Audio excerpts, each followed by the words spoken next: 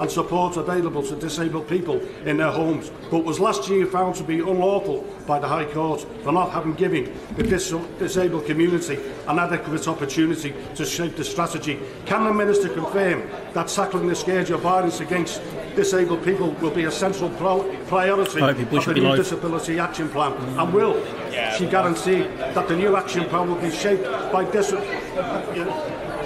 Violence against disabled people in the home or anywhere is just as important as violence against anybody else, and we are giving unprecedented monies towards stopping this sort of violence. It's all about education.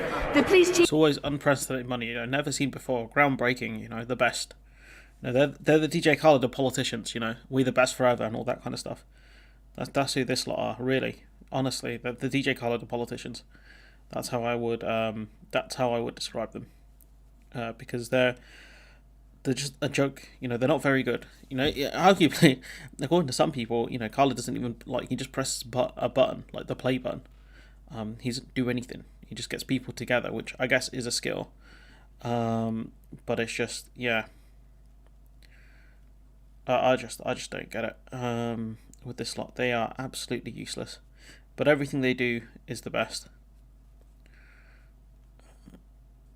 I'm just posting this in Discord.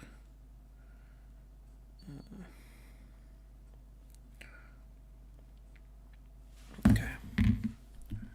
Chiefs Council and the College of Policing are working hard on this, and we are making progress. Sir James Judridge. Mr. Speaker, young men often struggle with their mental health, particularly suicidal thoughts, which can hit like a heart attack. What more can the government do? Indeed, what more can each individual member of this House do to help those young men? Absolutely, and that's why we're setting out the prevention of suicide strategies, where we're looking at high-risk groups. Let me see if I can find... Let's see if the Telegraph have a better stream. Thank you, Mr. Speaker. Over 100 days ago, the Prime Minister promised to publish his tax returns. He still hasn't. People want transparency in our politics, especially because the Prime Minister is the richest Prime Minister in history and because of the concerns there have been. So why on earth hasn't the Prime Minister published his tax returns yet? When will he do so? And when he does so, will he include his US tax returns? Mr. Speaker, as I previously confirmed, I will publish my tax returns, and that will be done very shortly. He said that before. He's meant to have done it, I think, by Christmas. Maybe it's the Trump audit. Maybe it's the he's under audit from the IRS. Maybe that's what his excuse is going to be. Speaker, on International Women's Day, can I congratulate the Prime Minister on all the work that has been done on the Preventing Sexual Violence in Conflict initiative and ensure that the UK continues to show its global leadership. Mr. Speaker, there are 250,000 people in this country living on park home sites. They are treated as second-class citizens by councils, where they pay council tax. They are treated poorly by managers who own the sites, and they are at a disadvantage to when we roll out our incredibly generous energy schemes. Can the Prime Minister ensure that we can actually give them more support and more help and reform the Homes Act? My honourable friend is right that there is still more work to do to tackle problems with the sector. We are making progress in implementing changes, Mr. Speaker. Park owners' rights are now codified in writing with the site owner, and should those obligations not be met, residents can take site owners to a tribunal. Local authorities also... How much does a tribunal cost you? How much does it cost to take someone to tribunal, go through that nonsense? Instead, you could sort the mess out now, through legislation. Now have powers to take enforcement action, and we will continue to support them to improve protection for park home residents everywhere. Now comes the Leader of the Opposition, Keir Starmer. Thank you, Mr. Speaker. And today, on International Women's Day, we celebrate the successes of women in our society. It's a crying shame that as we do so, we face legislation which drives a coach and horses through our world-leading modern slavery framework, which protects women from exploitation. It's weird, there's no Rainer today. Mr. Speaker, in the last decade, this government has introduced 5 plans to tackle illegal immigration, 5 utter failures. The problem just gets worse with every new gimmick. The Home Secretary says the public are sick of tough talk and inadequate action. Does he agree with her assessment of this government's record. Well, Mr. Speaker, what the honourable gentleman fails to recognise that there is a global migration problem. We are not alone in facing these challenges, and it is precisely because that across Europe the numbers escalating to the extent they are, we have brought forward new plans because we are determined, Mr. Speaker, to ensure that this remains a compassionate and generous country, that is done fairly and legally.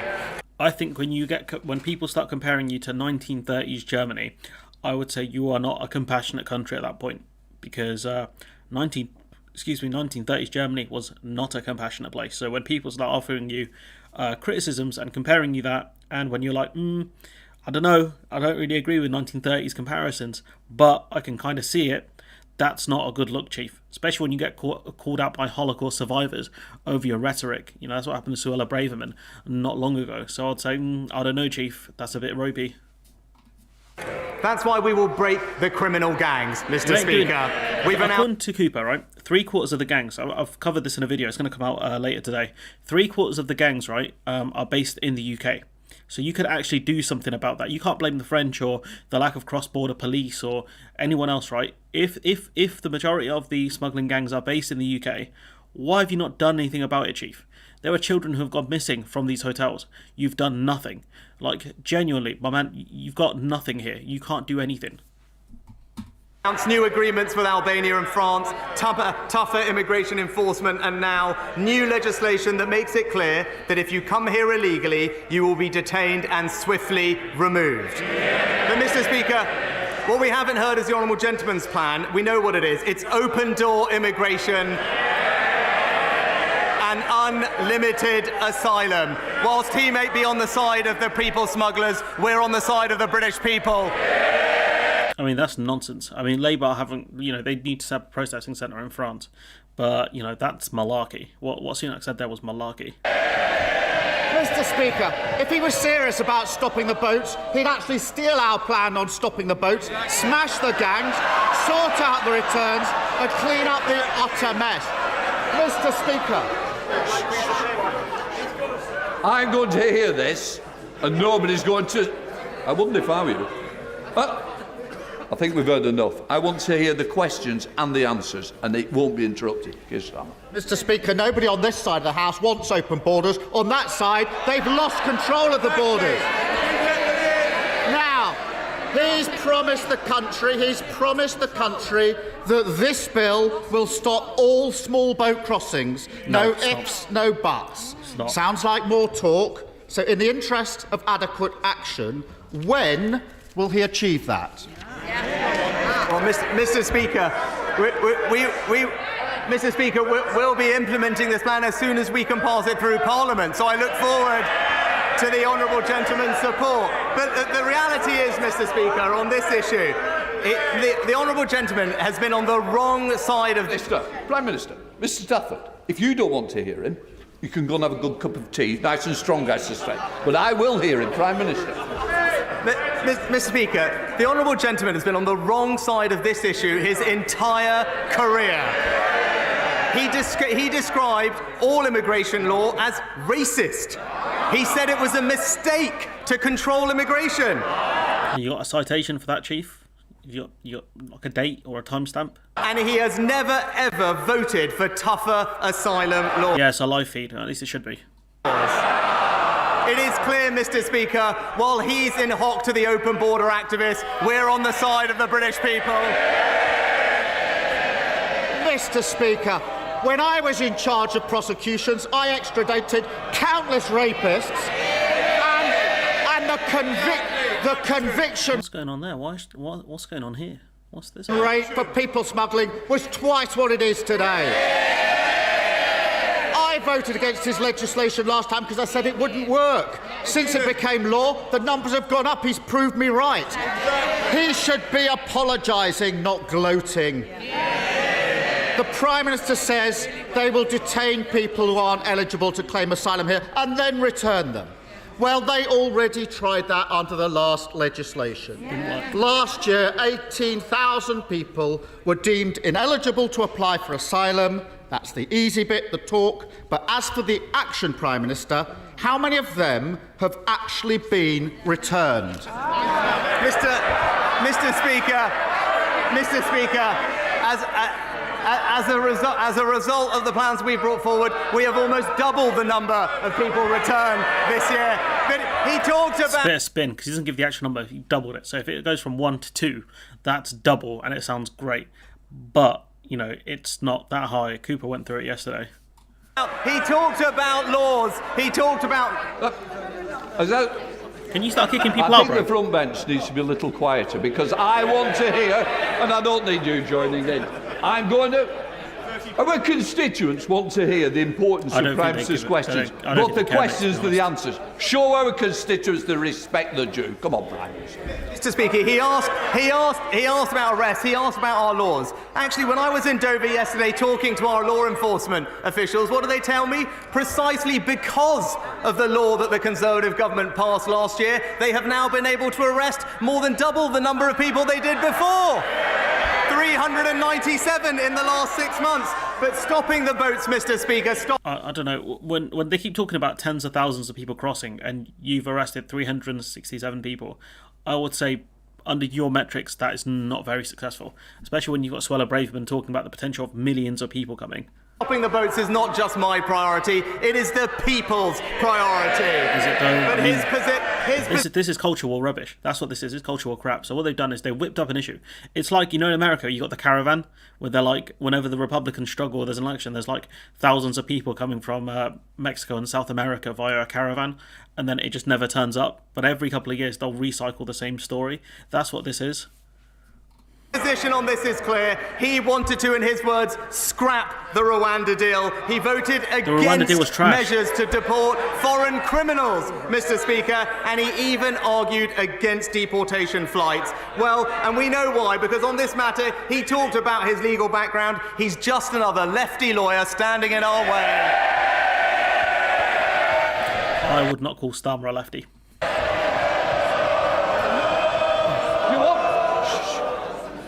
We'll continue. When you keep shouting, it prolongs, and some of you are trying to catch my eye. When you're disappointed, I don't want any complaints. Let's get through these questions so we might get some backbench in.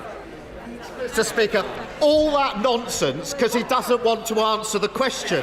Because he knows what the answer is.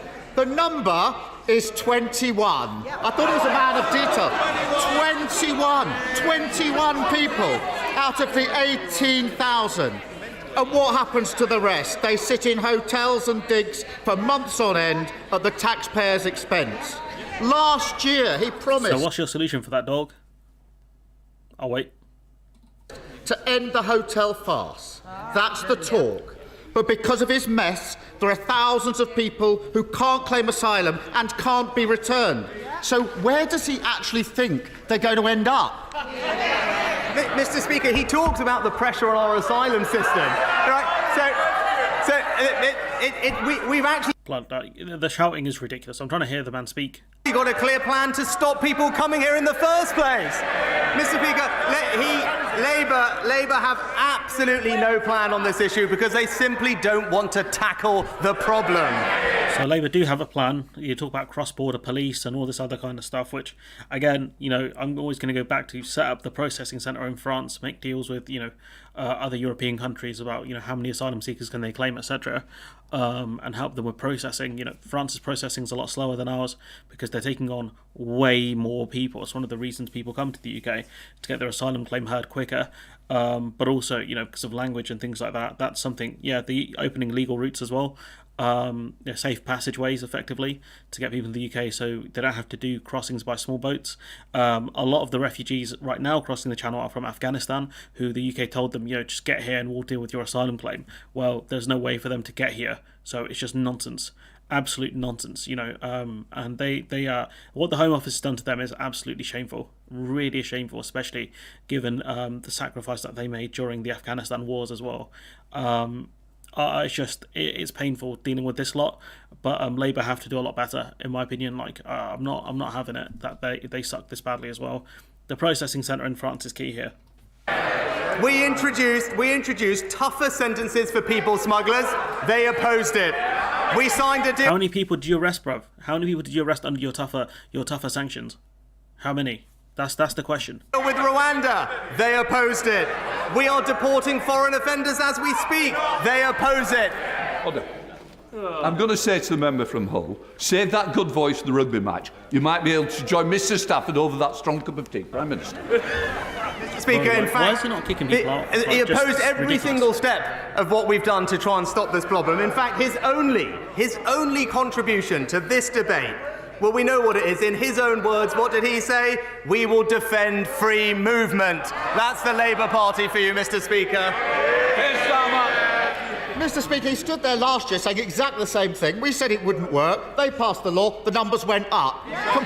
Absolutely deluded. He's not wrong.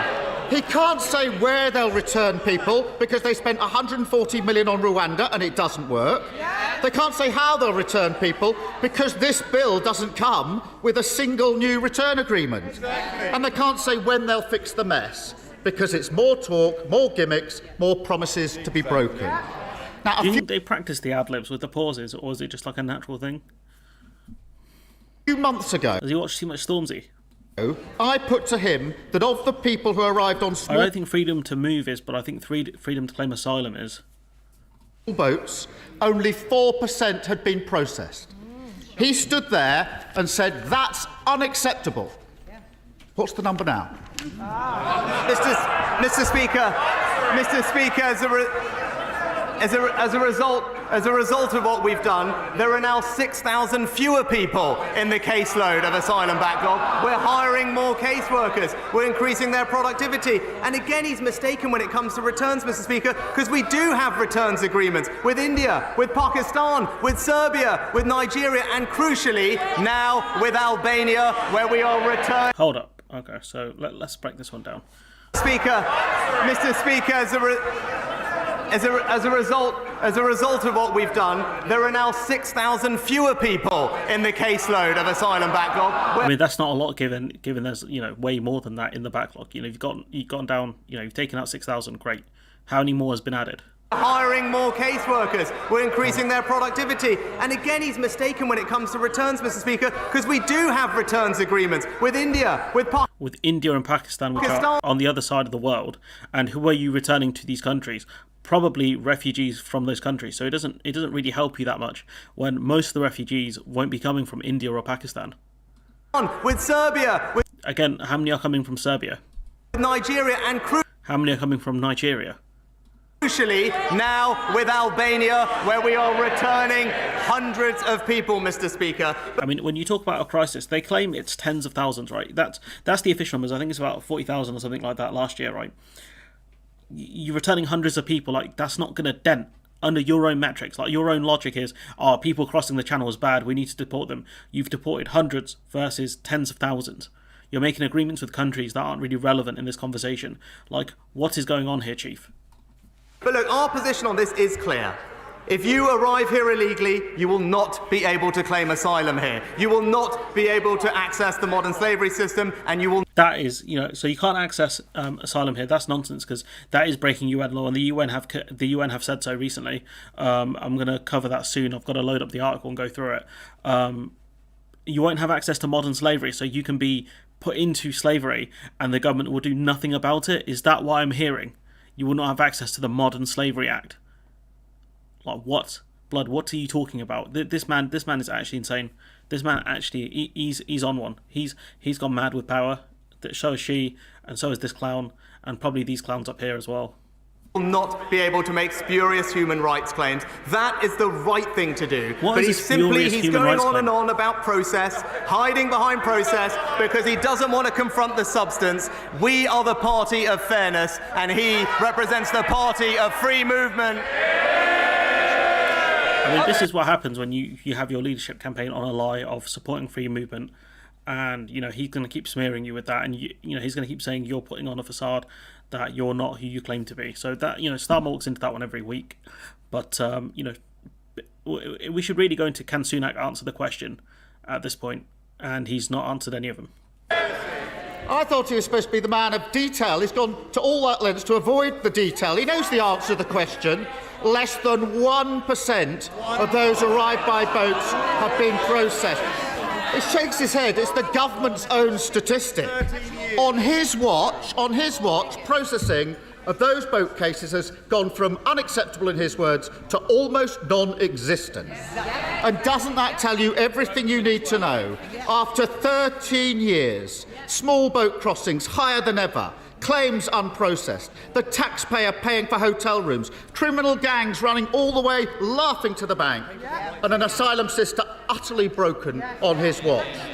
This is their 5th Prime Minister, their 6th immigration plan, their 7th Home Secretary, and after all this time, all they offer is the same old gimmicks and empty promises. Now, I don't agree with the Home Secretary on very much, but when she says that the Tories are all talk and no action, she's spot on, isn't she? When did she say that? But offer some timestamps. Mr. Speaker. Prime Minister. Mr. Speaker, illegal immigration enforcement up. The amount of people processing claims up. The backlog is down. The number of returns agreements is up. Hundreds of people returned to Albania, and now new laws to detain and deter illegal migrants. It's clear what we stand for, Mr. Speaker. We're doing what's right. We are acting with compassion. We are acting with fairness, and we are acting to respect the laws and borders of our country. We are delivering what we said, and it's crystal clear listening to this, Mr. Speaker, that it's going to be the Conservatives and only the Conservatives that stop the boats. But you haven't stopped the boats, though. You've had 13 years to, quote, stop the boats. You ain't stopped the boats. If anything, you have increased the boats outside of the Dublin 3 agreement and your failure to deal with Afghan refugees. You have not stopped the boats. You have increased the boats. Thank you, Mr. Speaker. Graphic lessons on oral sex, how to choke your partner safely, and 72 genders. This is what passes for relationships and sex. This is not PG question. We're going to skip this one. Can I ask the Prime Minister? Flynn. Mr. Speaker, on International Women's Day, can I ask the Prime Minister to reconfirm that under his proposed new asylum laws, a woman who is sex trafficked to the UK on a small boat by a criminal gang will not be afforded protection under our modern slavery laws? I saw that rumbling around on Twitter, and based on what people have said, it sounds like that would be the case. They would not be given access to the Modern Slavery Act because they would have technically arrived quite illegally according to their own metrics. So, yeah. Mr. Speaker, it's precisely because we want to target our compassion and our resources on the world's most vulnerable people that we must get a grip of this system and break. Can I just say to the SNP, it's quite right, the questions are asked, but I also want to hear the answers. Shouting from up there is not helping anybody. Prime Minister. Mr. Speaker, as I said, it's precisely because we want to target our resources and our compassion on the world's most vulnerable people that we need to get a grip of this system, make sure that we have control over our borders, make sure our system and resources are not overwhelmed so that we can help the people most in need. There is nothing fair, there is nothing compassionate about sustaining a system where, as we saw recently, people are dying on these crossings. That is not right, and our plans will stop that from happening. Bro didn't answer the question. He didn't answer the question at all. He hasn't, that's ridiculous. What he just said there was absolutely ridiculous. Around about the houses. He's not going to stop the boats coming. That's the problem. He's not going to stop it. MacDonald, I don't need to hear you chunnering all the way through. You can be joining the others for a cup of tea. Come on, Stephen Flynn.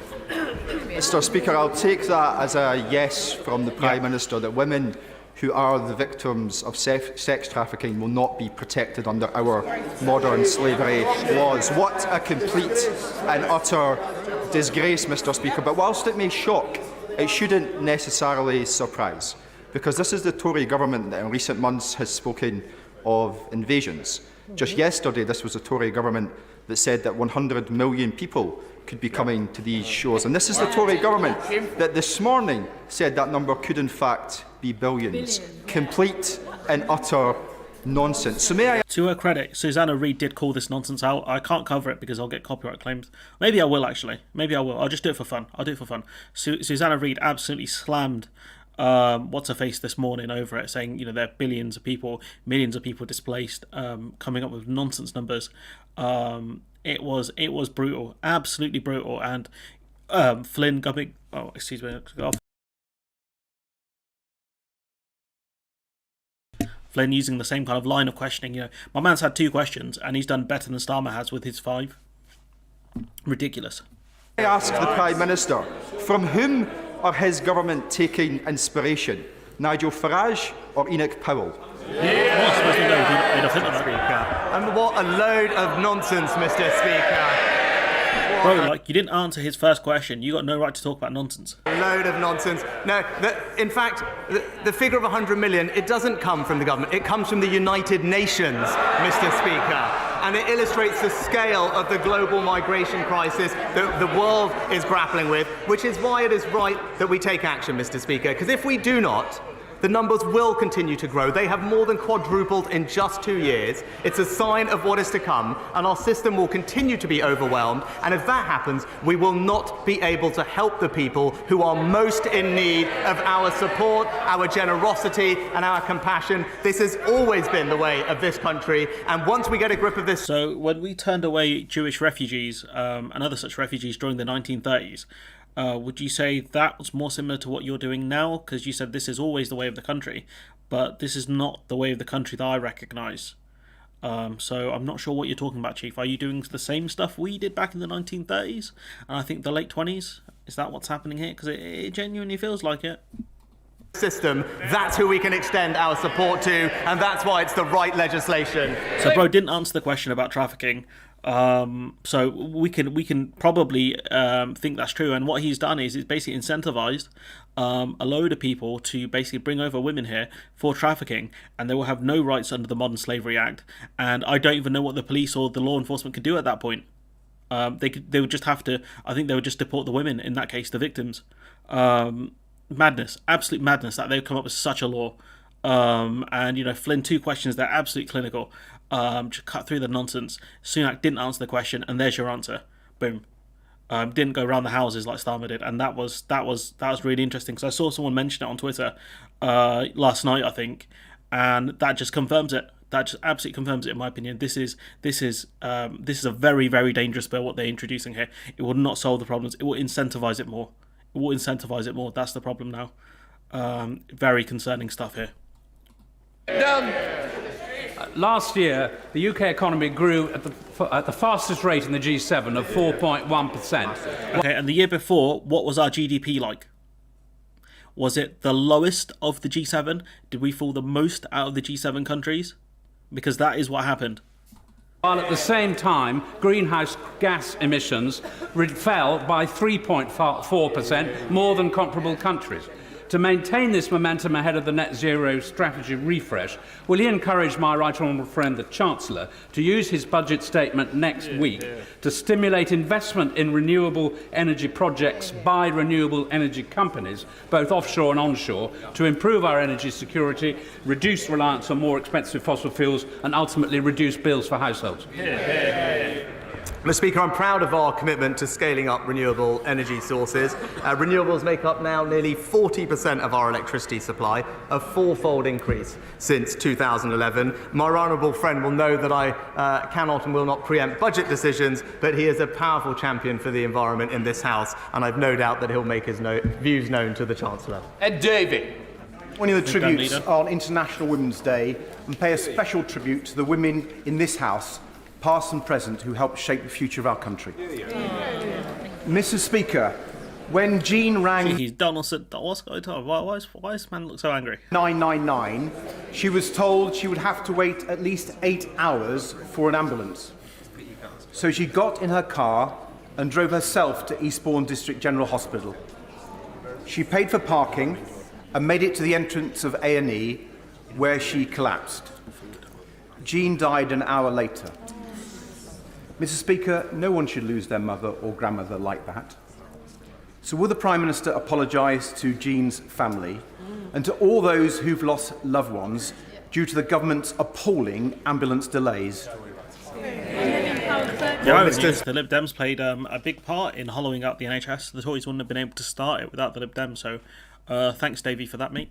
Speaker, of course, my thoughts and condolences go to Jean and Jean's family for what's happened. It's absolutely right that we continue to make progress on improving the performance in urgent and emergency care. We outlined plans to do this just the other month, and I'm pleased to say that we are seeing performance improve, whether it's waits in A&E or ambulance performance times, a considerably marked improvement over the last several weeks compared to the peak pressures that we saw over the winter due to COVID and flu, and because of the investments we're putting in more ambulances, more doctors and nurses. So you're telling me the waiting lists are going down because the weather is improving, as it does every year, so you have done nothing to actually help with the wait list? Is that what you're telling me, Chief?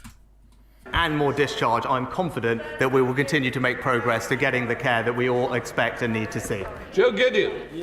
Thank you, Mr. Speaker.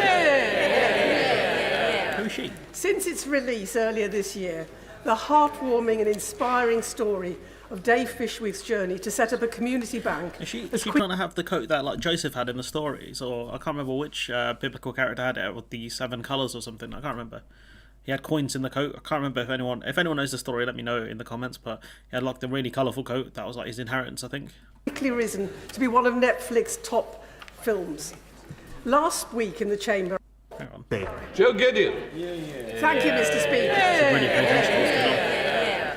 Since its release earlier this year, the heartwarming and inspiring story of Dave Fishwick's journey to set up a community bank has quickly risen to be one of Netflix's top films. What's this about? Last week in the Chamber, I called for more initiatives, such as the Bank of Dave, to support local communities across the UK. Oh, I think I read about this. Some guy actually set up his own bank. Yeah. I think I remember this.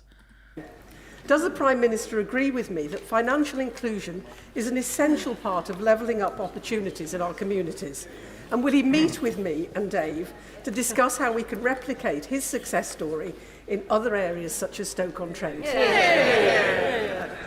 Well, Mr. Speaker, community-focused banks and non-bank lenders, like the Burnley Savings and Loans, have a vital role to play in ensuring that everyone can access affordable credit. That's why we've made it quicker and easier for new banks to enter the market, and the new bank startup unit was created several years ago, and now 30 new banks have been authorised. I will ensure that my honourable friend gets the meeting with the Exchequer Secretary to discuss this issue further. Kevin Brennan.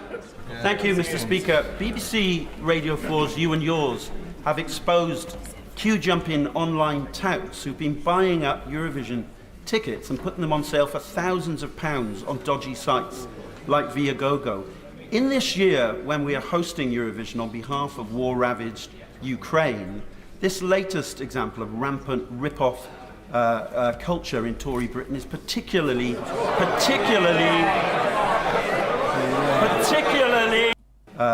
culture in Tory Britain is particularly year when we are hosting Eurovision on behalf of war-ravaged Ukraine. This latest example of rampant rip-off culture in Tory Britain is particularly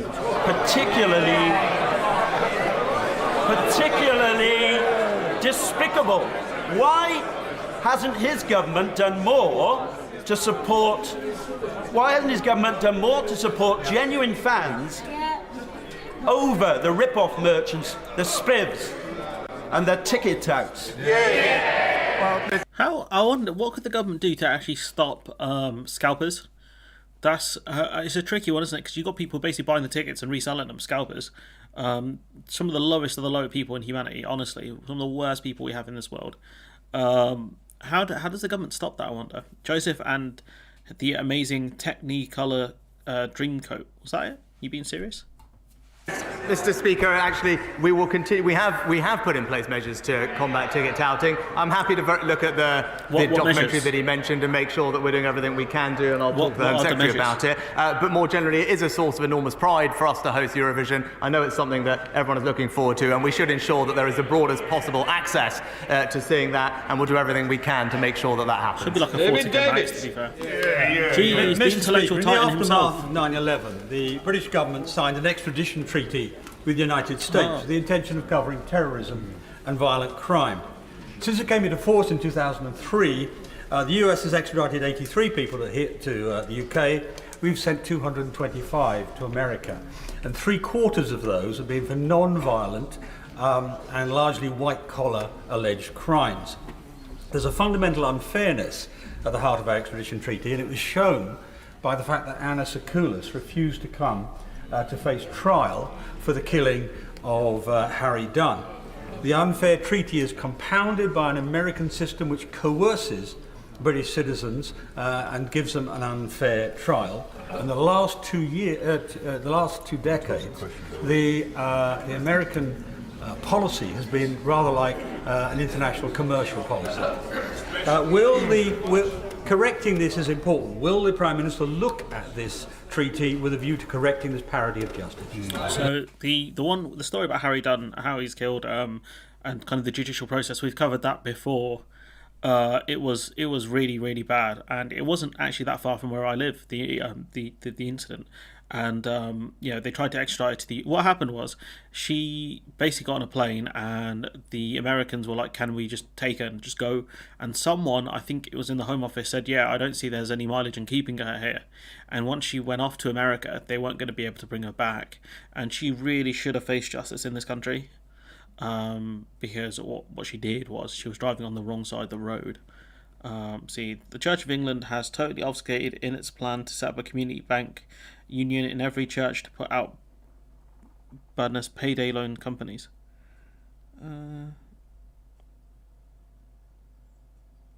You want to be careful about local banks because you don't want high loan shark type stuff with high interest rates.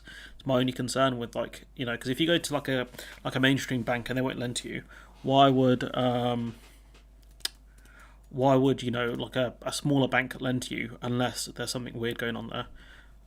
Don't know why my man's laughing. We're not talking about anything funny here. There's no jokes here.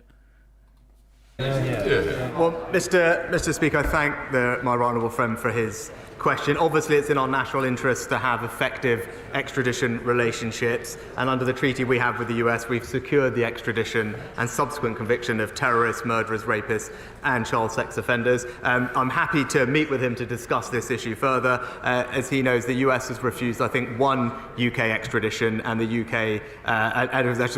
US has refused 1 UK extradition request, and the UK has refused 27. But I know that I think that'd be the Ansakulis one, the one that was denied. Concerns, and I'd be happy to meet him to discuss this further. Thank you, Mr. Speaker. There's a stark correlation between areas off the gas grid and those with the highest rates of fuel poverty. It's worse in Scotland, ironically, in those areas closest to the national gas reserves in the North Sea, but also in urban deprived areas where I know nothing about credit unions. Story flats are deprived of the ability of having natural gas. Being off the gas grid means that you're dependent on currently unregulated fuels such as heating oil that have risen far faster than electricity and gas, or being dependent upon old and inefficient and very costly all-electric systems. Will the Prime Minister end this by ensuring that all fuels are regulated, and also by ensuring that these households that are all electric are able to get the alternative fuel payment? So, I'll tell you for free, houses that run purely on electricity suck, because you can't get a gas burner, and gas burners are better than electric stoves. Don't at me. No one at me in the chat, right? No one try and defend electric stoves. Electric stoves suck. They suck. Okay? Never in the history of the world should anyone say, I like my electric stove better than a gas burner. Never. Not in the history of this world should anyone say that. They're rubbish. Absolutely rubbish. They can't give the banks a severe boot in the Hormuz due to their extraordinary charges.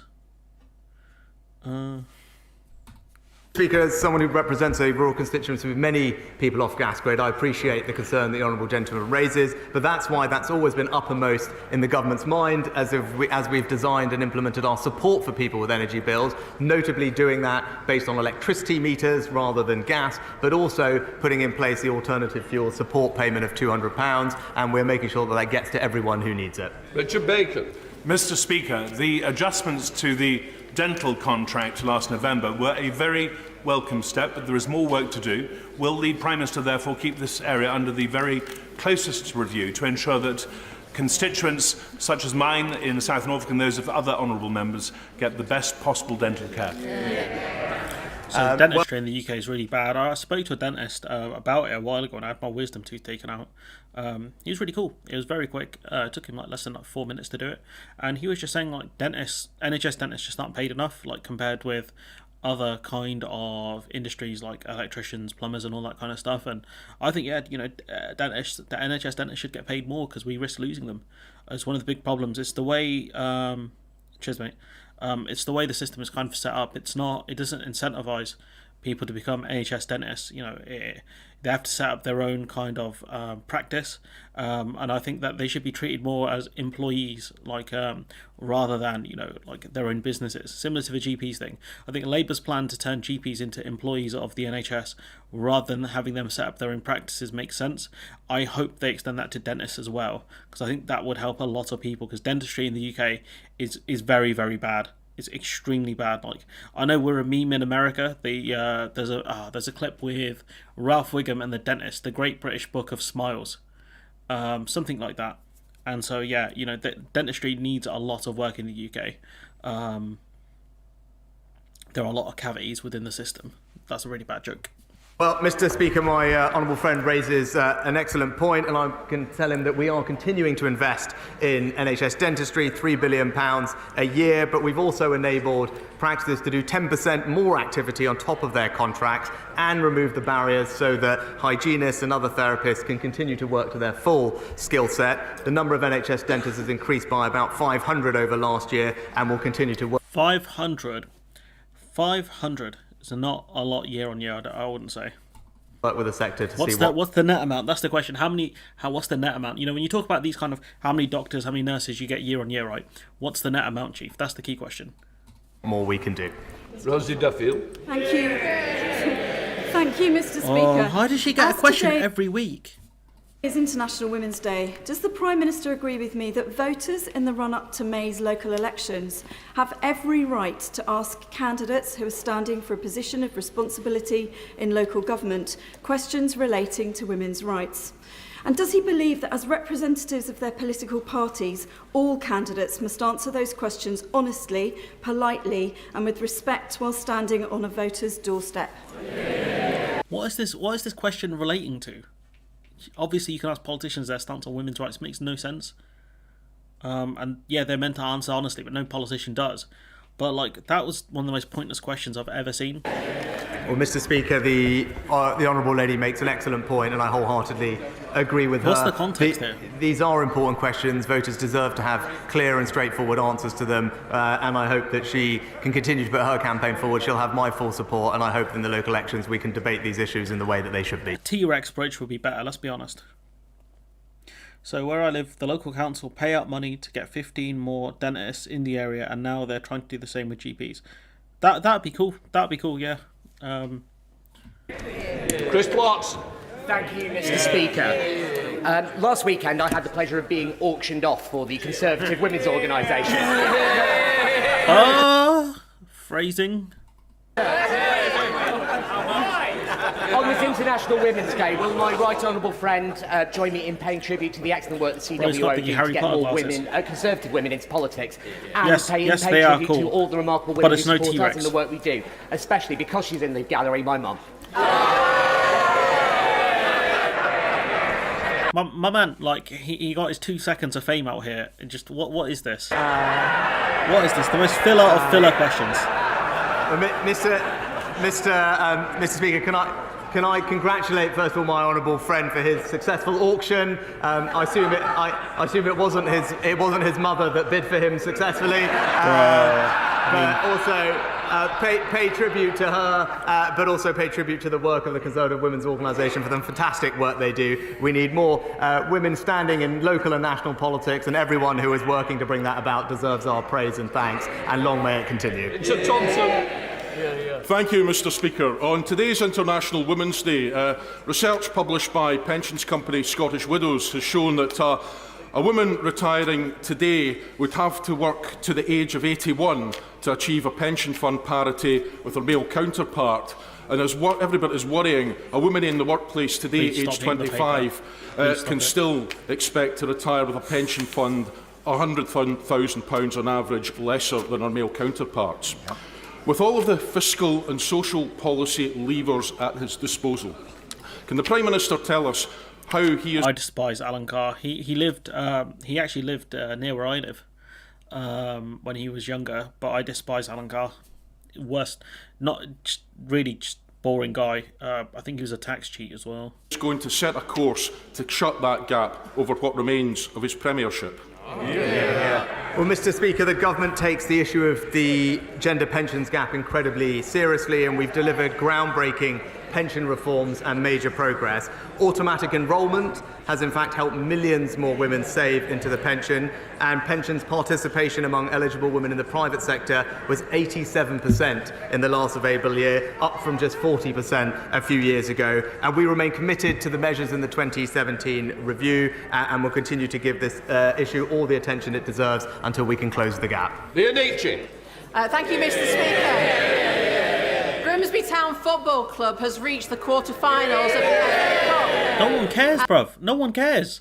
The last time the team achieved that was in 1939, which by coincidence was the previous time that the town had a Conservative MP. Now I know that Grimsby beats the Prime Minister's team of Southampton to get to this next stage, but would he join with me in congratulating the team and wishing them best of luck when they play against Brighton and Hove Albion in the next stage? Mr. Speaker, it pains me, although this is the most full question I will I've say, ever seen. I'm sorry. Prime Minister talked fondly about helping out in his mum's community pharmacy. How will he feel if 600 of them close this year because of a vicious NHS contract which takes no account of rising costs and is forcing many into bankruptcy?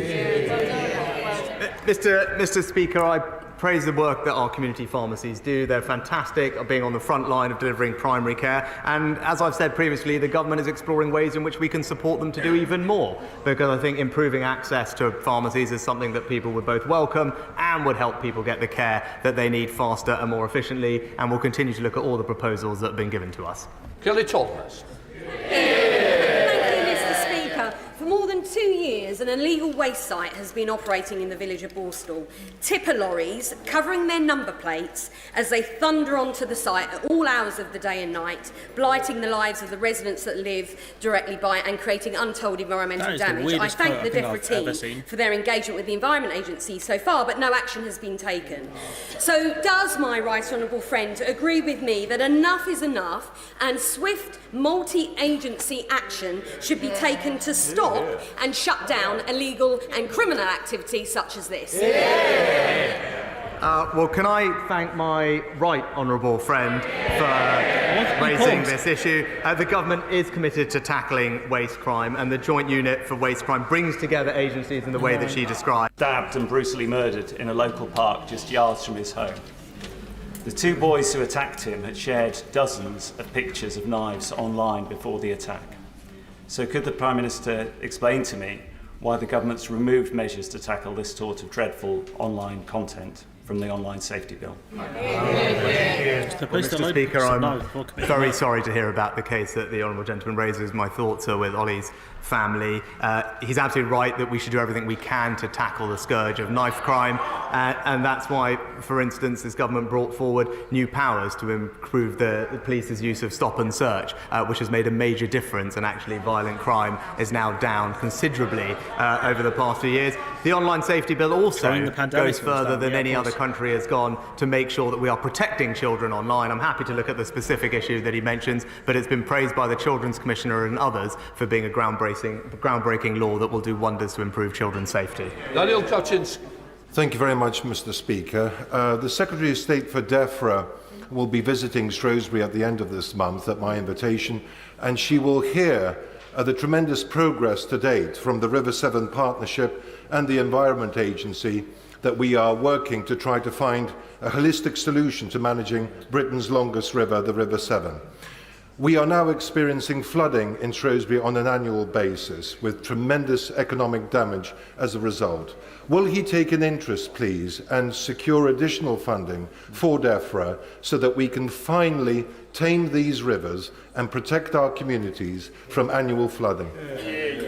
It's funny, isn't it? You know, they would have had a Conservative MP, Devon, for a long time now, because Kaczynski's been there. I definitely noticed, I think in and around the Brexit referendum, he has done nothing to solve the issue of things probably being built on a floodplain, and they haven't put any water defences into the area. And that means you'd have people's homes and businesses being ruined. And the Tories have done nothing in terms of flood defences.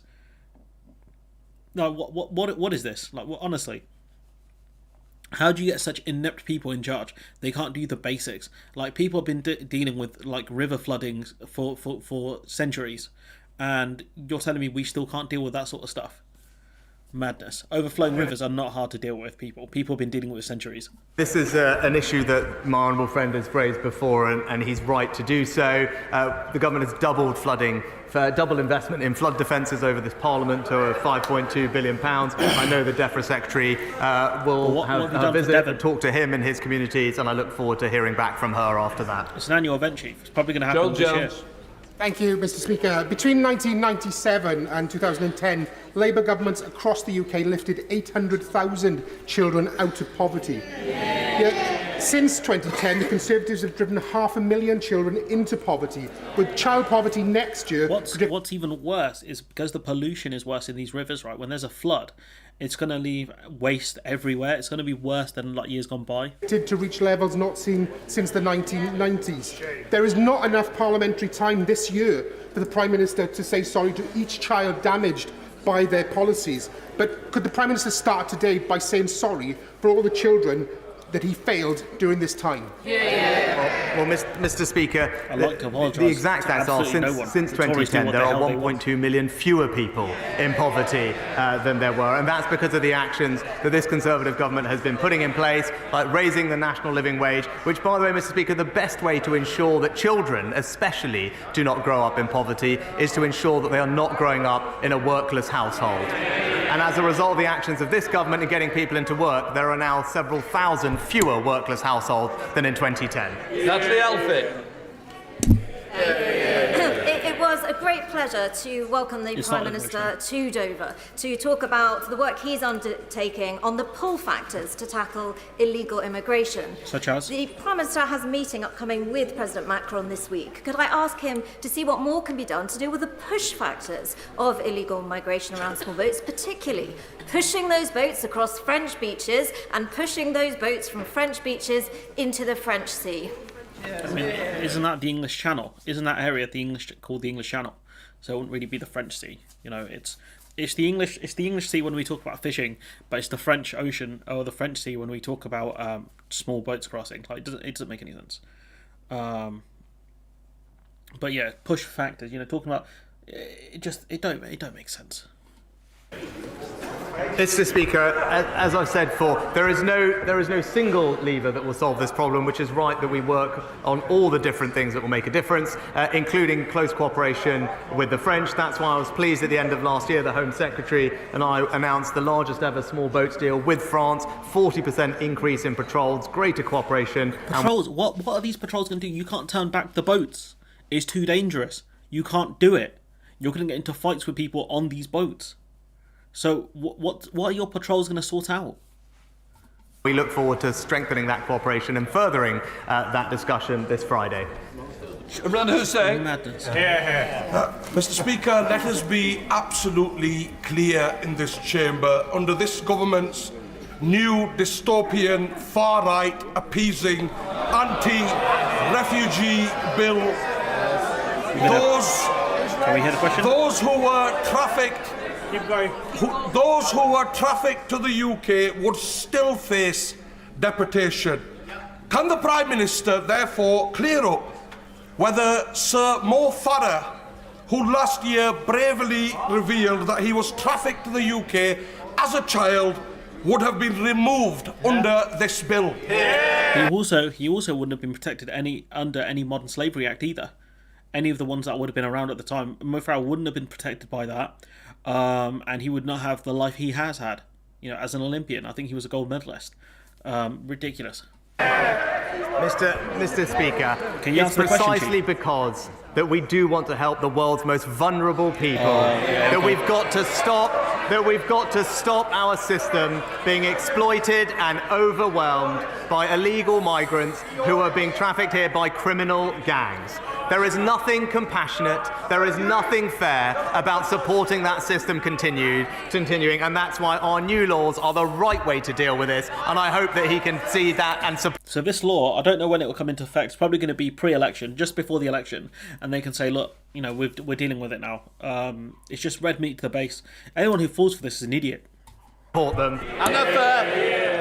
Thank you, Mr. Speaker. This morning on International Women's Day, I joined some of the amazing young women at Our Lady of Lourdes School in Leigh-on-Sea to take part in the FA's Let Girls Play Football. Does my right honourable friend agree that sport, and football in particular, is a brilliant way to empower young women? And would he visit Southend and celebrate some of our aspiring lionesses? Soon that goes, they'll probably get Mr. nutmegged. Speaker, my honourable friend makes an excellent point. I wholeheartedly agree with her. Hopefully I can come and visit her. She's right about the power of sport to both engage young women but also to inspire others. I'm looking forward to seeing the Lionesses later today, and the government is pleased to announce today more funding and more support for sport in schools, which I hope she will warmly welcome. Final question, Tahir Ali.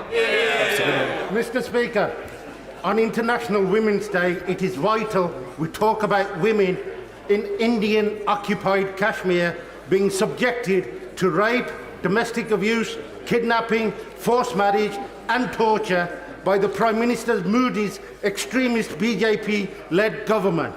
Does the Prime Minister agree with me that the BJP government have exploited women through gender-based violence, and does he agree that the UK government should be standing in solidarity with Kashmiri women?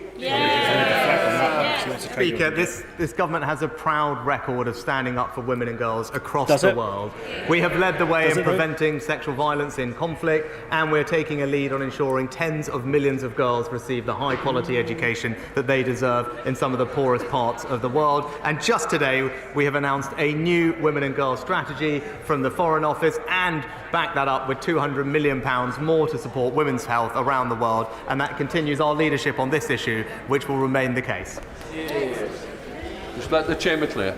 No, let's see. Is there anything coming up after this? No, it's the end of the episode. So that will do it for this week of Prime Minister's Questions. That was probably more painful than... Excuse me, sorry. It's a bit tired. Got a cough as well I'm dealing with. I was meant to go cycling today, but it's snowing, so I don't know if I can go out cycling. Is it dangerous? Would it be dangerous? You don't want to skid. You don't want to skid anywhere. Plus it's cold as hell. But yeah, I'll probably try and do a bit of that later today. But that was pretty painful, given Labour offering criticisms with no solutions, which is fine. But when the election rolls around, it's gonna. Thanks, mate. I really appreciate that. That goes a long way. But it's struggling for words. The solution is trying to set up a processing centre in France. That would be the first thing we should do. We're not going to do that, and I've got the hiccups, so it's a great way to end the show. Madness. But yeah, this lot don't have a clue. The Tories, all they're doing is throwing red meat at the base, and it's terrifying because people will eat that stuff up, and they'll be like, let's start pushing back boats and all of this kind of other stuff, and it's not going to work. That's the problem.